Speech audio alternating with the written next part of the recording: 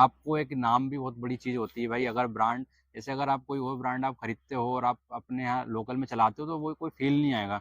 किसी को ये एहसास भी नहीं होगा कि भाई उसने कोई मशीन खरीदी है, कोई बैकहो लोडर खरीदी है। बट अगर आप जेसीबी खरीदते हो तो आस-पास के 7 गाँव में पता होता है कि भाई सोहेल भाई के पास जेसीबी मशीन आई है। और तो जब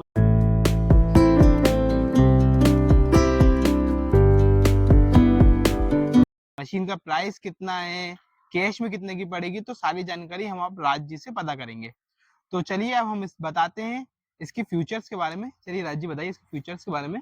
दोस्तों अगर हम जेसीबी में अगर बात करें 74 एचपी वेरिएंट की, तो अभी आप हम देखोगे हमारे पीछे दिख रहा होगा आपको। जेसीबी का क्या है, इसमें अगर हम पहले फीचर्स की बात करें तो उससे पहले हम स्ट्रक्चर की बात करते हैं।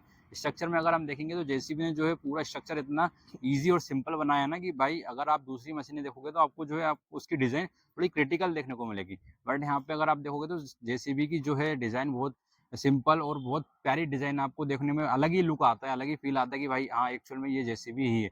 अगर हम इसके फीचर्स की बात करें तो भाई इसमें जो है फीचर्स भी बहुत एडवांस लेवल के फीचर्स दिए हुए हैं जो कि केबिन में भी केबिन से आप ऑपरेट कर सकते हो। इंजन में आप जाओगे तो वहाँ पे आपको फ्यूल सेविंग के लिए भी बहुत सारे एडवांस फीचर्स दिए हैं। पंप जो है वो भी बहुत एडवांस कर दिया है, जिससे कि आपको ऑयल की जो क्वांटिटी है वो भी कम हो गई है और पावर जो है वो भी बहुत ज़्यादा बढ़ गई है। तो यही सारी चीज़ें हैं जो कि हम वन बाय वन उनको देखेंगे।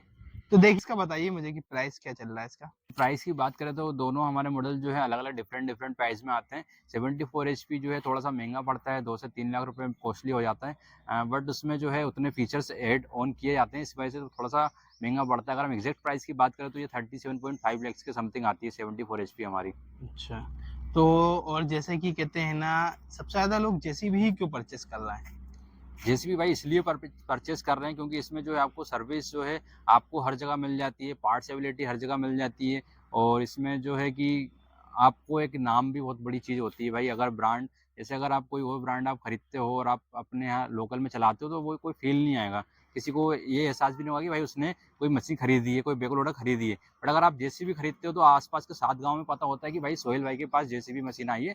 और तो जब उसे कोई भी काम वगैरह होता है, उसके यहाँ कोई भी रिक्वायरमेंट होती है तो वो डायरेक्ट कॉन्टैक्ट करता है कि हाँ भाई उसके पास जेसीबी है। बट अगर आप कोबल-कोबल के कुछ भी लेते हो तो वो किसी को पता अभी तक भी नहीं होता कि भाई किसी के पास बैकहो लोडर भी है।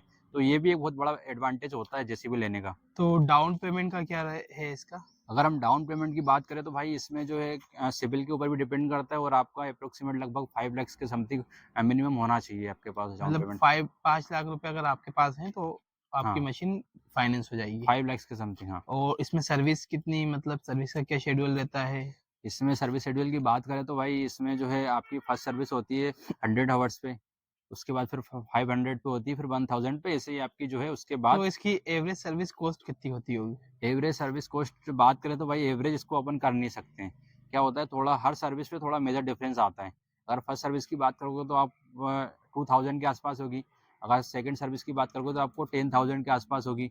और वहीं आप 1000 हावर्स की सर्विस की बात करोगे तो वो 30,000 के आसपास होगी। तो यही मतलब ये राउंड फिगर है आपका।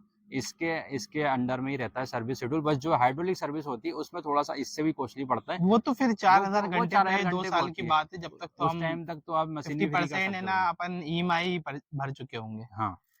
तो जैसे मतलब और आप बताइए, आपसे जैसे मतलब और क्या सवालों के जवाब जैसे कमेंट आते हैं तो आप उसमें से बता दीजिए कि आपको क्या मतलब लोग पूछते हैं भाई जो मेरे से आपको। सबसे ज़्यादा क्वेश्चन पूछा जाता है कि भाई हम 74 एचपी खरीदें या 49 एचपी खरीदें। और दूसरा सवाल आता है कि भाई प्राइस क्या है? और ये बाकी ये है कि भाई प्राइस की बात मैं करूँ तो हर जगह भाई प्राइस सेम नहीं होता। अभी जैसे हमारे यहाँ भोपाल में 37.5 लैक्स है, तो ये प्राइस हर जगह सेम नहीं रहेगा। इंदौर में चेंज हो जाएगा, आप अदर स्टेट में जाओगे वहाँ पे चेंज हो जाएगा। इसका रीज़न ये होता है कि भाई जो है कि ट्रांसपोर्टेशन जो होता है वो कम ज़्यादा होता है, उसकी वजह से प्राइस भी अप एंड डाउन होता है। तो भाई एग्ज़ैक्ट प्राइस मैं नहीं बता सकता हूँ, आप अपने डीलर से ही संपर्क करिए। बट हाँ, राउंड फिगर में आपका 37 के आस-पास ही रहेगा, ऊपर-नीचे थोड़ा बहुत चलेगा। अच्छा, चलिए तो चलिए ठीक है, फिर मिलते हैं नेक्स्ट वीडियो में, है ओके, ना? ओके, थैंक यू भाई। Thank you. ठीक है।